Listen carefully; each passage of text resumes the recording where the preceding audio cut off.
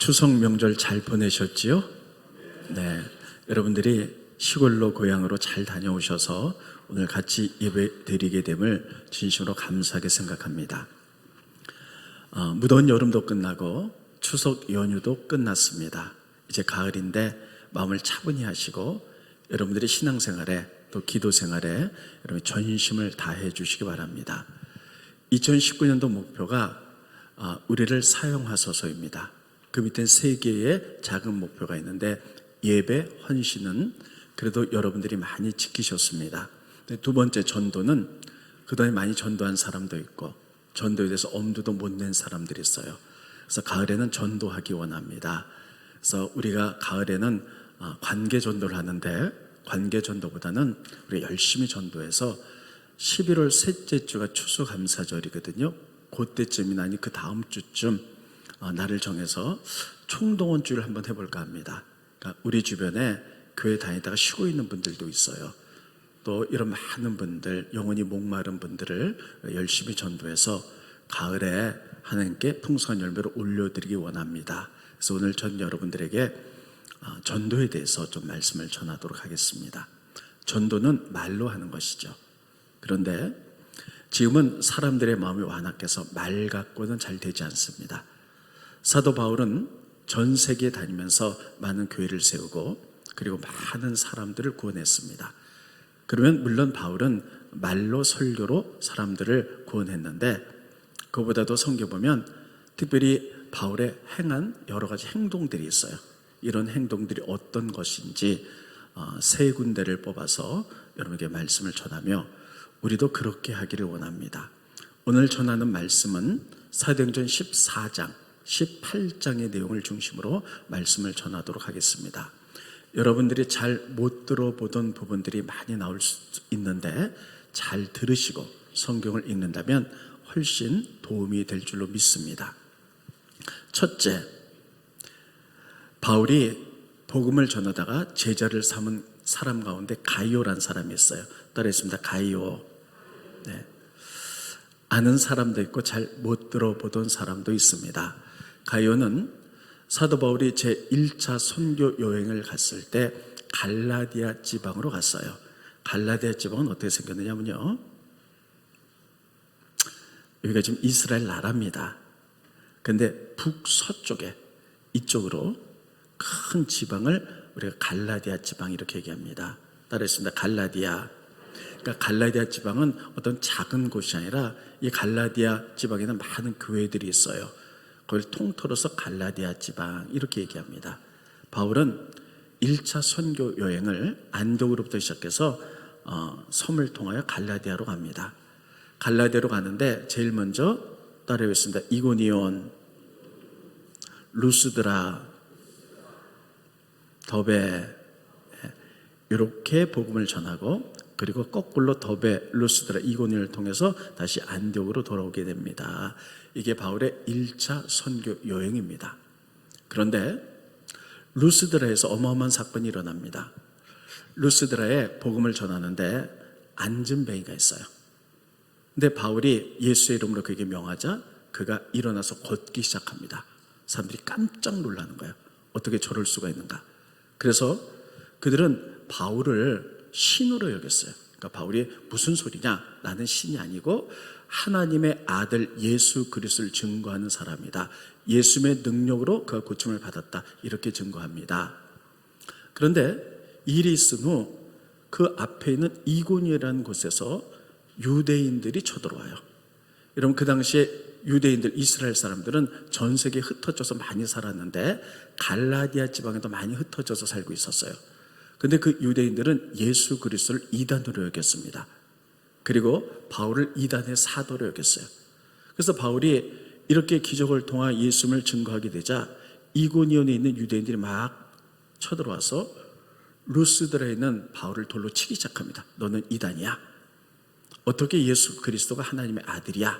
돌로 치는데 주먹 많은 돌들이 막 날라와요. 수백 개의 돌을 맞고 그가 그만 기절을 했습니다.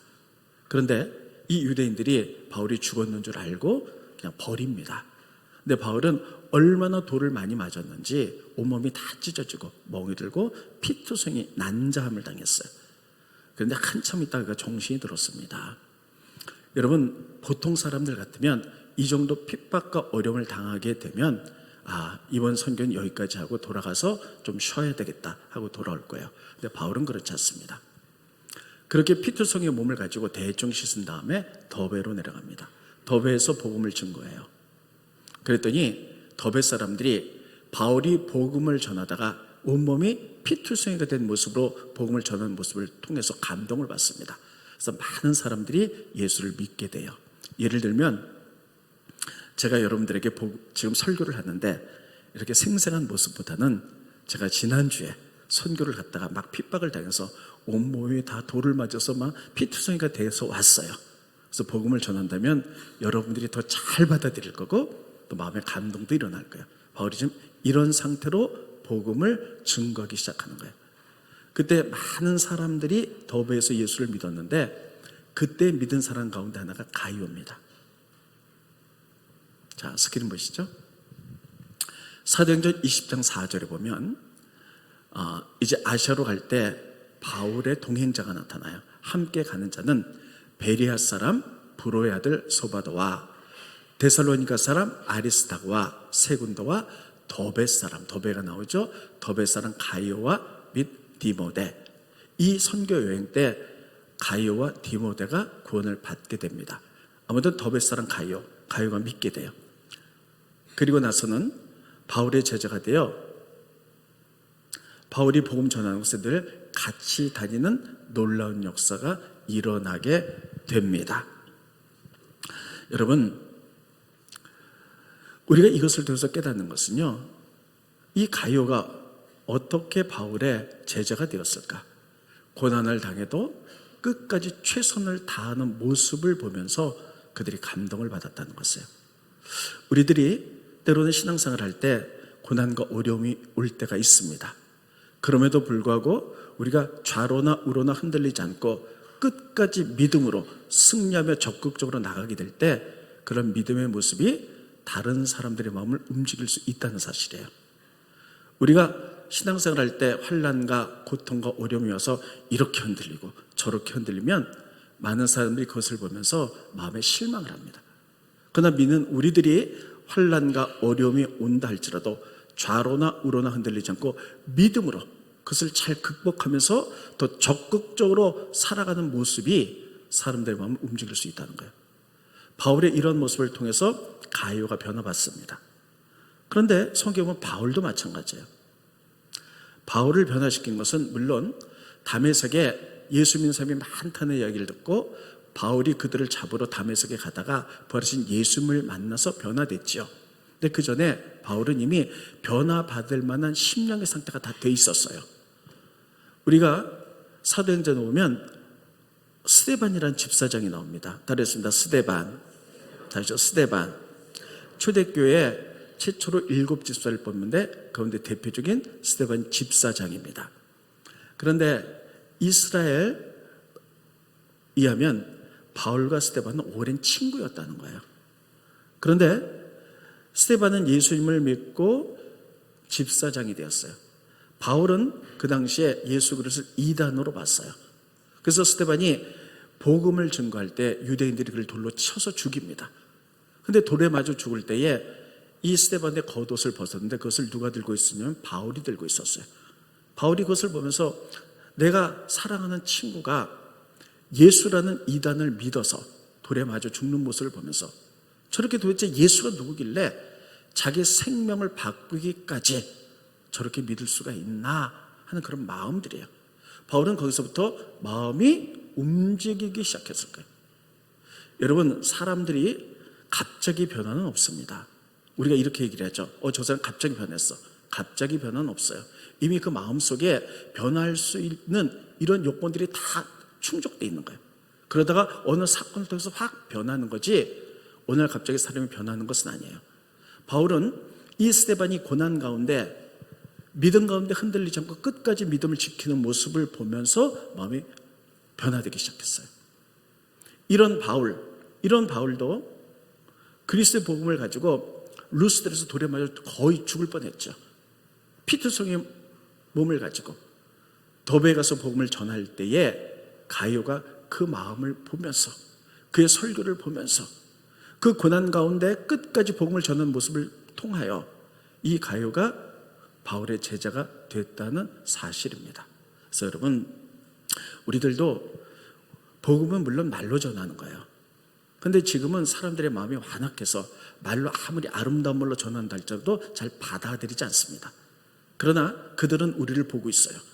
우리가 믿음 가운데 환난과 어려움이 올 때에 좌로나 우로나 흔들리지 않고 우리가 끝까지 믿음 가운데 전진하는 모습, 최선을 다하는 모습을 통하여 그것을 보면서 그들의 마음이 움직이게 될 줄로 믿습니다. 이래서 가룟유를 얻게 되는 겁니다. 근데 여러분, 이 가룟유를 통해서 깨닫는 것은 뭐냐면, 제자는 스승을 통해서 배우는 거예요. 바울을 통해서 가룟유가 배워요. 어떻게 배우느냐? 야, 우리 스승 바울이 돌에 맞아서 환난과 고통이 오면서도 끝까지 믿음을 지키고, 믿음은 저렇게 환난과 핍박을 견뎌내는 것이구나, 이렇게 배우게 됩니다. 그래서 가룟유도 이런 고난을 잘 극복하게 되는 모습이 성경에 나타나고 있습니다. 바울이 고린도에 가서 복음을 전했어요. 근데 고린도에도 유대인들이 많이, 이스라엘 사람들이 많이 살고 있었거든요.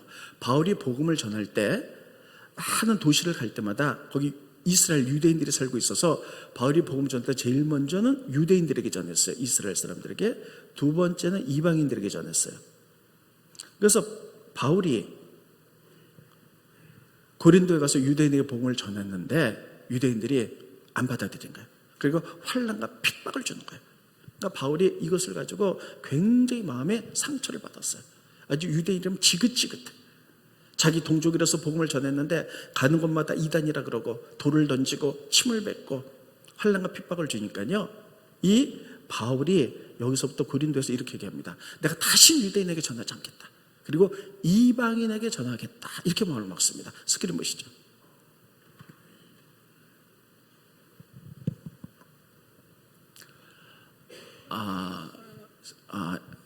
이거 말고요. 그 다음 거. 네.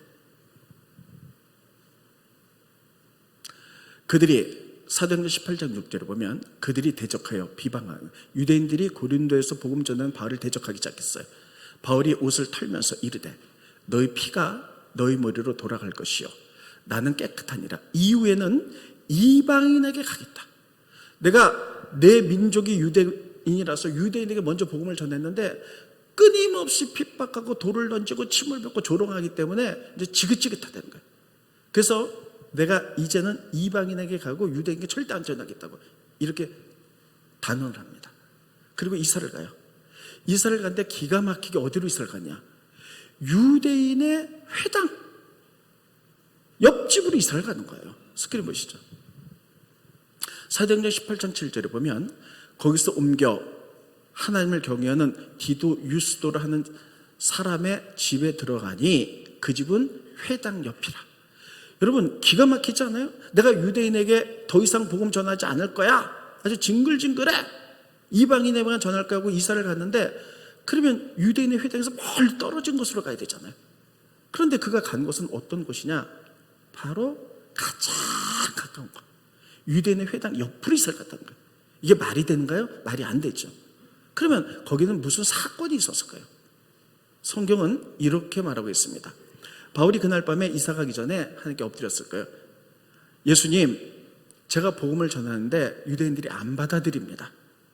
저 이제 더 이상 유대인에게 복음 전하지 않고 이방인에게 전하겠습니다. 하나님께 엎드렸을 때 하나님 이렇게 말씀합니다. 바울아, 두려워하지 말아라.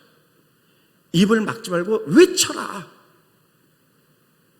내가 너와 함께하여서 너를 해칠 자가 앞으로 없을 것이고, 그리고 고린도에는 내 백성이 많다. 두려워하지 말라는 거예요. 하나님 그렇게 말씀하셨어요. 스크린 보십니다. 이번 주 암송 말씀입니다. 사도행전 18장 9절 10절에 보면 밤에 주께서 환상 가운데 바울에게 말씀하시되 두려워하지 말며 침묵하지 말고 외쳐 말하라. 내가 너와 함께 있음에 어떤 사람도 너를 대적하여 해롭게 할 자가 없을 것이니 이는 이 성중에 내 백성이 많음이라. 바울은 지금 이제 유대교를 떠나려고 그랬어요. 유대인들을 떠나려고 그랬어요. 그 밤에 엎드려 기도하는데 하나님이 잠잠하지 말고 외치라는 것이에요. 이 성에 지금 하나님의 백성이 많다는 것이에요. 바울은 그 하나님의 음성을 듣고 한 번만 더, 그래 한 번만 더 하자 하고, 호랑이를 잡으려면 호랑이 굴에 들어가야 되겠죠. 그래서 바울이 유대교 회당 옆으로 탁 이사를 가는 거예요. 그리고 집중적으로 유대인들에게 복음을 전합니다. 그때 여러분, 이 유대인의 회장의 회장장, 그러니까 지금으로 말하면 그 바울을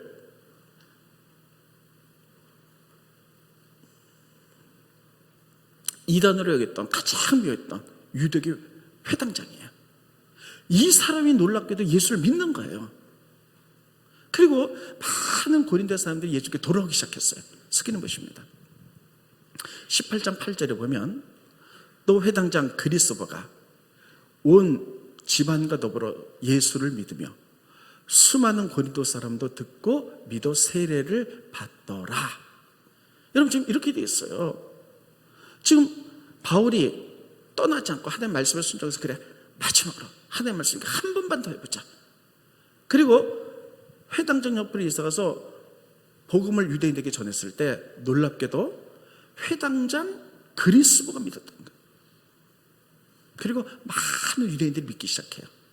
만약에 바울이 하나님의 음성을 듣고도 아이고 저 못하겠습니다, 저 이방인에게 가겠습니다 하고 다른 곳으로 갔다면 이러한 역사는 일어나지 않았을 것입니다.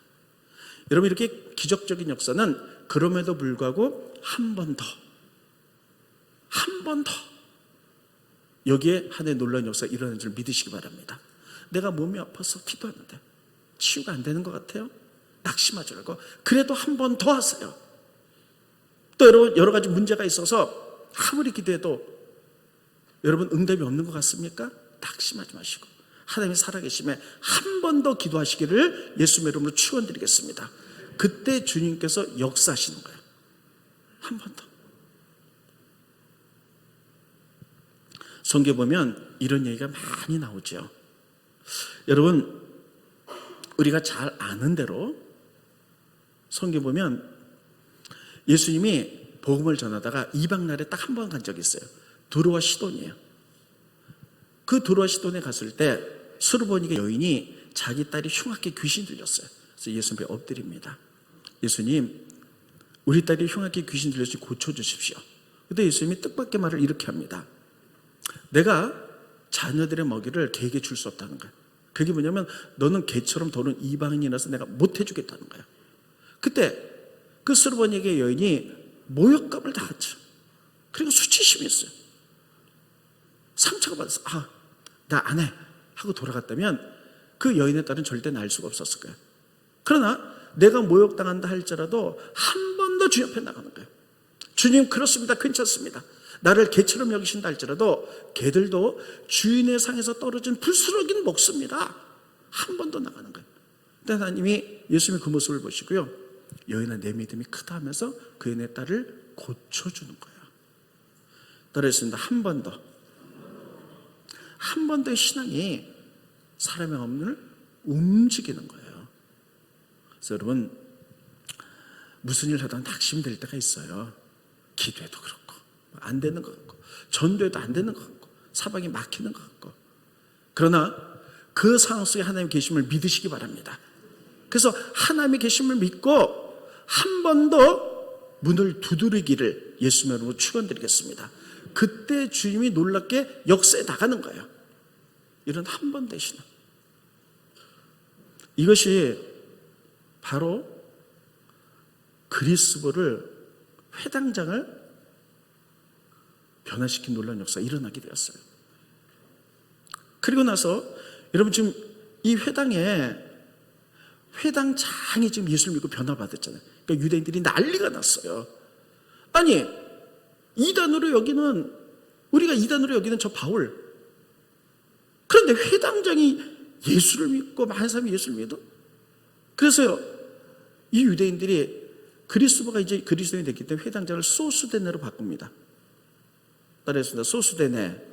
다시요, 소스데네. 소스데네가 그 다음 회장장이 됐어요. 그리고 이 유대인들이요, 너무 바울이 미운 거예요. 그래서 바울을 어떻게 하면 저거 체포해서 어려움을 당하게 할까? 그래서 그들이 다 일어납니다. 다 일어나갖고요, 바울을 체포해서 이제 법정으로 데리고 가려고 그래요. 근데 바울의 제자들이 그걸 다 알았거든요. 그래가지고요, 여러분 지금 다 데려가려는데 바울의 제자가 그걸 알아가지고요, 바울을 피신시켜요. 그리고 죄송합니다. 제가 지금 설교가 좀 꼬였어요. 지금 소스데네가 다 일어나고 바울을 법정으로 데리고 가요. 법정으로 데려가갖고요, 그 당시 총독에게 재판을 요구합니다. 이 바울 보십시오. 우리들에게 이단을 증거하게 됩니다. 그래서 바울을 체포해서 심판해 주십시오. 그랬더니 총독이 그것을 가만히 보더니 이렇게 얘기합니다. 이 바울이 범죄를 했느냐? 도둑질을 했느냐? 간음을 했느냐? 이런 죄를 졌다면 내가 재판할 수 있지만 이거는 유대인 너희의 종교 문제다. 그러므로 너희들이 스스로 해결해라. 이렇게 말을 해요. 그리고 그들을 내쫓습니다. 그랬더니요, 지금 이스라엘 사람들이 이 바울을 어떻게 처치해야 될 텐데, 심판받게 해야 될 텐데, 이렇게 법정에서 받아들이지 않으니까요, 더 분노가 일어난 거예요. 그때 이스라엘에, 여러분 지금 이 회당장이 소스데네였잖아요. 소스데네가 막 일어나고 좀 항변이라 했으면 좋겠는데, 그 총독한테 무슨 말입니까? 아무리 그래도 이 사람 좀 우리들에게 이단으로 해를 끼치니 이 사람 심판해서 좀 어떻게 감옥에 넣던지 어떻게 해주십시오. 뭐 이렇게 한 거야 되는데 소스데네가 한마디도 안 하는 거예요. 근데 분노한 유대인들이 보면서 이렇게 얘기하는 거예요. 지금 총독도 너희끼리 해결하라 그랬죠? 그래서 쫓아냈죠? 그러니까 분노한 유대인들이, 아니 지금 너는 유대 회장이 돼갖고 한마디도 항변을 못하느냐? 그래서 그들이 분노해갖고요, 마녀 사냥식으로 여러분 이 소스네를 때려요. 그리고 그들은 다 물러가 버리고 맙니다. 자, 스크린 보십니다. 사도행전 18장 17절에 보면 모든 사람이, 분노한 유대인들이 회당장 소스데네를 잡아 복접 앞에서 때리는 거예요. 그리고 그 당시에 총독인 갈리오가 이 일에서 상관하지 아니하니라. 여러분 지금 그래서 어떻게 되냐, 법정 안에서 소스데네는 회당장인데 유대인들이 화가 났고요, 어떻게 저렇게 한 번도 항해하지 못하고 그렇게 쫓겨날 수가 있느냐. 그래서 그를 막 때려서 온몸에 피멍이 들고 피가 철철 흐르죠. 그리고 유대인들은 다 물러갔어요. 이 법정 앞엔 소스데네하고 바울 딱 두 사람만 남았어요. 그리고 성경은 그걸로 끝나버리고 맙니다. 그런데 성경 좀 뒤에 보면 고린도 전서 1장 1절에 보면요, 이 소스데네가 예수를 믿어서 변화돼요. 그래서 바울의 제자요 형제로 변해버리고 맙니다. 스크린 보시죠. 고린도전서 1장 1절에 보면 하나님의 뜻을 따라 그리스도 예수의 사도로 부르심을 받은 바울과 형제 소스데네는, 따라했습니다. 형제 소스데네는, 이 소스데네가 변화받는 거예요. 여러분 사도행전 18장에 보면요, 지금 유대인들이 소스데네 회장장을 때려가지고 그들은 다 물러가고 소스데네하고 바울 둘만 남았다, 이렇게 끝나요.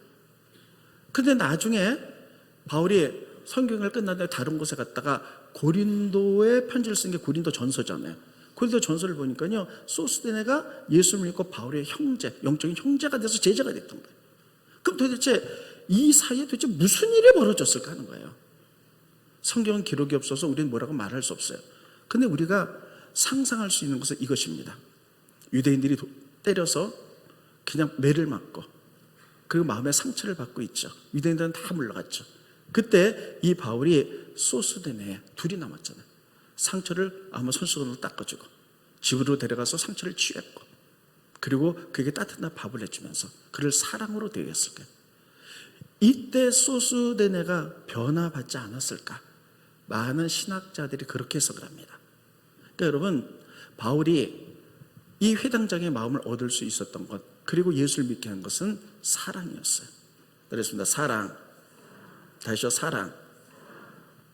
사랑이 사람들의 마음을 움직이는 겁니다. 아까도 얘기했지만 여러분, 지금은 시대가 악하고 사람들의 마음이 완악해서요, 복음 전하면 듣기 싫어하고 안 들으려고 그래요. 그리고 복음 전하면 우리도 지쳐버리고 말아요. 그러나 여러분, 그 사람들의 마음, 그 회당장의 그 마음을 움직이는 게 사랑이었어요. 우리가 사랑의 삶으로 살아낼 때 그 사랑이 사람들의 마음을 움직이게 된 줄 믿으시기를 예수님 이름으로 축원드리겠습니다. 저는 저랑 오랫동안 같이 신앙생활 한 분은 저의 간증을 많이 아실 거예요. 저는 제 몸 가운데 제일 지금 연약한 부분이 눈입니다. 제가 20살 때, 그러니까 지금부터 43년 전이에요. 44년 대학교 1학년 때 어느 날 아침에 일어났더니 눈이 잘 안 보이는 거예요. 그 다음날 갔더니 더 안 보여. 한 3, 4일 지나니까 거의 앞이 안 보였어요. 그래서 서울에 공안과라는 그 당시 굉장히 큰 안과였어요. 병원을 갔더니 의사가 이렇게 보더니요, 이거는 안과에서 고칠 병이 아닙니다. 빨리 대학병원으로 갔어요. 그래서 대학병원에 고려대 해화동에 있는 우석병원이라고 있어요. 거기에 저희가 잘 아는 의사가 있어서 거기를 갔습니다. 그래서 종합검사를 다 받았는데 아무 이상이 없는 거예요. 근데 왜 눈이 안 보이냐면, 이게 눈이라면 눈 안에 망막이 있잖아요. 근데 사람들의 몸에 제일 실핏줄이 많이 있는 게 눈과 신장이라는 거예요. 근데 이 망막 안에 많은 이렇게 실핏줄이 있는데 실핏줄이 터지기 시작했어요. 그리고 피가 막 나오니까 안 보이는 거예요. 그래서 진찰을 받는 동안도 계속 터지는 거예요. 그러니까 의사가 아무리 이렇게 지금은 의술이 눈부시게 발전했지만 지금부터 43년 전에 그렇게 의술이 발전하지를 못했어요. 의사가 보더니 제일 먼저 한 말이 뭐라 그랬냐면요, 몸에는 이상이 없다. 그러면서 두 번째 말이 뭐냐면, 뇌로 핏줄이 터지지 않은 걸 고맙게 생각하라.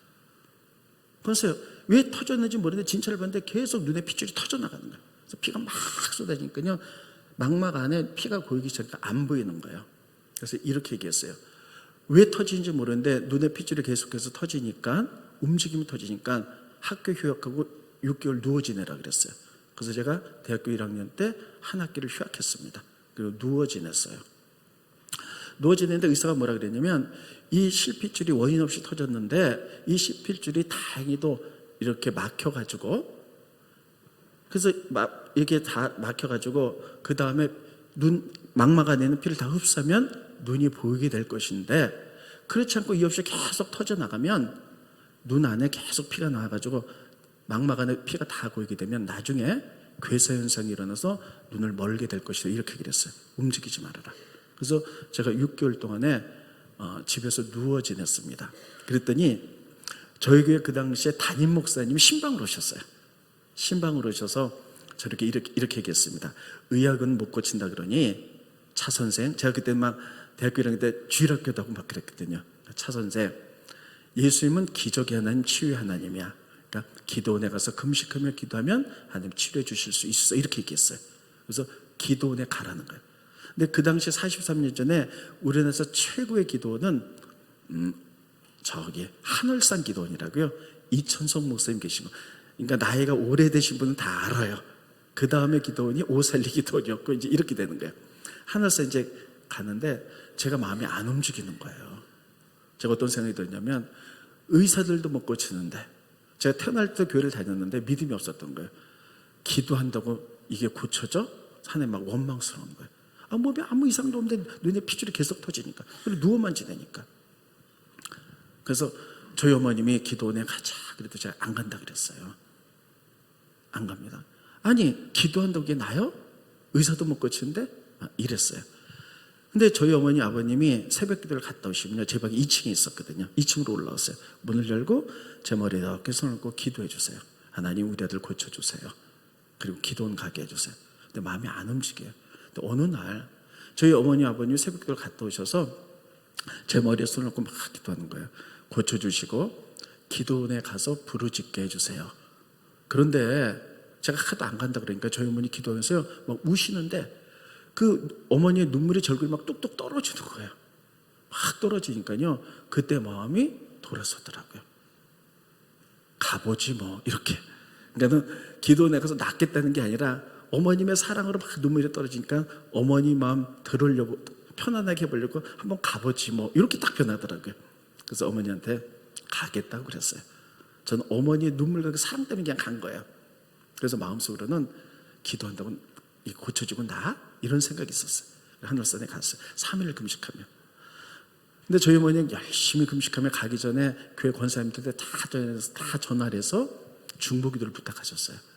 그리고 갔어요. 저는 뭐 기도고 뭐고 뭐 아무것도 안 되고 거의 앞만 하나도 안 보이고 그냥 뭐 기도한다고 되나 뭐 이렇게 이러고 있었어요. 근데 이제 3일 그 다음날 마지막 날 돌아온 날이잖아요. 그 전날 밤에 가만히 생각해 보니까요, 여기까지 올라왔는데 그래 기도해보자 그 마음을 놓고 거기에 하늘산 기도하는데 가면 소나무밭이 쫙 있어요. 큰 사람이 거기를 잡고 기도하는데 저도 한 구석에 가가지고 그걸 잡고 기도하기 시작했어요. 기도하는데 갑자기 막 회개가 나오는 거예요. 막 갑자기 회개가 나면서 막 방언도 나오면서요, 막 그러더니요, 정말 눈이 하나도 거의 안 보였는데 갑자기 기도 중에 눈 감고 있는데 환상이, 전 그때 환상이라는 걸 처음 봤어요. 큰 손이 하나 나타나는데 가운데 구멍이 났어요. 핏자국이 쫙 있는데 이게 내 눈을 쓱 스치고 지나가는 거예요. 그러니까 제가 너무 놀라갖고 저희 어머니한테 얘기했더니 어머님이 할렐루야, 예수님이 고쳐주셨다는 거예요. 고쳐주셔서 보여야 되잖아요. 근데 안 보여요. 그래서 안 고쳐주셨다, 안 보인다. 그러니까 저희 어머님이 그럼 네가 본 환상은 뭐냐? 의심하지 말아라 이러는 거예요. 의심이고 뭐고 안 보이는 걸 그럼 안 보인다 그러죠. 어떻게 해요? 그래서 저희 어머님이 등어를 탁 때리는데 그게 잊어지지가 않아요. 스매싱을 팍 때리면서 의심하지 마. 그러더니요, 막 그 기도 강대상에 감사헌금을 올리는 거예요. 우리 아들 고쳐줘서 감사합니다. 저는 큰일 났어. 하나도 안 보이는데 우리 어머니 낫다 그러고. 근데 그 다음날 내려왔어요. 내려서 집에 왔는데 저희 어머님이 그 교회 권사님들한테 다 중보기도 부탁했잖아요. 근데 다 전화를 하시는 거예요. 하나님 우리 아들 고쳐주셨어요. 난 옆에서 막 불안한 거예요. 저 뒷감당 어떡하려고, 나 하나도 안 보이는데 어떡하려고 저러나. 그럼 어머니한테 안 보인다 그러면 의심하지 말라고, 믿음대로 된다 그러고, 너 그 환상 보고 뭐냐 그러고 그랬어요. 그렇게 일주일이 지났거든요. 근데 요만큼 보이는 거예요. 그 다음 또 일주일 전에 요만큼 보이고 이만큼 보이고 한 달에 3달 빠지니까 다 보이는 거예요. 그래갖고요, 이제 기가 막히게 다 보이는 거예요. 그래서 이제 어머님이랑 그 병원 의사한테 갔어요. 그 의사가 이제 눈을 다시 이렇게 진찰해 보이더니 이렇게 말하는 거예요. 이 터졌던 혈관들이, 뇌 혈관들이 다 이렇게 붙어가지고 이제는 피가 더 이상 나오지 않고 이 피를 흡수해냈다는 거예요. 다 피를 흡수해내가지고 그래서 보인다는 거예요. 그러면서 몸에 이상이 없으니까 학교 다녀도 된다. 그리고 그때부터 제가 이제 학교를 다녀서 이제 졸업을 하는 거예요. 그리고 나서요, 제가 제일 몸에 약한 데가 눈이에요. 그래서 이제 병원에 이렇게 가잖아요. 그럼 의사가 이렇게 눈을 이렇게 봐요. 눈을 보더니 옛날에 혈관이 터졌었네 이렇게 얘기하더라고요. 근데 혈관이 터졌어도 미세혈관이라서 이게 표시가 안 날 것 같은데 혈관이 많이 터졌었네 이렇게 얘기를, 아마 이게 보이나 봐요. 제가 오늘 눈이 난 얘기를 하려고 하는 게 아니고요, 이것을 통해서 하나님 하시고자 하는 건 뭐냐면 어머님의 사랑이에요. 막 기도하는데 어머님이 새벽 기도 같아서 내 머리를 잡고 기도하는데 깨어있지만 자는 척 하는 거예요. 이제 이게 쑥스럽고 그래고 막 우리 아들 기도 한번 가게 해서 낫게 해주세요. 어머니의 눈물이 얼굴에 막 팍팍 떨어지는데 그 눈물, 그 사랑이 마음을 움직이더라고요. 그래서 내가 기도해서 낫겠다 이게 아니고요, 어머님이 저렇게 사랑하는데 어머니의 손 한번 들어줘야지, 기도 한번 가줘야지, 이렇게 변하는 거예요. 이게 사랑이 사람의 마음을 움직이는 거예요. 그래서 여러분, 지금 제가 여러분들에게 3가지 끝 말씀드렸어요. 바울은 옛날 사람들은 굉장히 순수하고 단순했어요. 그래서 복음 전하면 다 받아들였잖아요. 근데 요즘은 아무리 복음을 전해서 삶이 완악해서 안 받아들여요. 그래서 바울이 복음을 전하면서 특별히 제자 삼은 사람들의 이야기를 보면요, 3가지 행동을 했어요. 첫 번째, 고난 가운데 끝까지 최선을 다하는 흔들리지 않는 믿음의 삶의 모습을 보여줬어요. 그때 가룟한 제자가 변화해서 제자가 된 거예요. 두 번째, 한 번만 더. 유대인이 지긋지긋해서 고린도에서 이방인에 가려고 했는데 그날 밤에 하나님이 나타나셔서 외쳐라, 이 성에 하나님 인사이 많다라고 외쳤어요. 그래서 외치기 시작해서 오히려 호랑이 잡으려면 호랑이 굴에 들어가야 된다고 회당장 옆으로 딱 있어가서 거기에 본격적으로 복음을 전했을 때 그렇게 완악했던 회당장 그리스도가 믿게 되었어요. 세 번째, 회당장 소스댕을 믿게 한 것은 사랑이었어요. 이스라엘 유대인들이 분노로 막 소스댕을 때렸을 때, 그리고 그들이 다 물러갔을 때 바울은 그의 상처를 닦아주며 그를 사랑으로 감쌌을 때 그렇게 완악했던 회당장이 믿는 역사가 일어나서 다 바울의 제자가 됐다는 것입니다. 이런 걸 통해서 우리에게 주시는 레슨들은 뭐냐면 우리들도 마찬가지입니다. 복음 전할 때 듣는 척하지만 속으로 이렇게 해요. 너나 잘하세요 이래요. 그들은요 다 우리의 삶을 보고 있어요.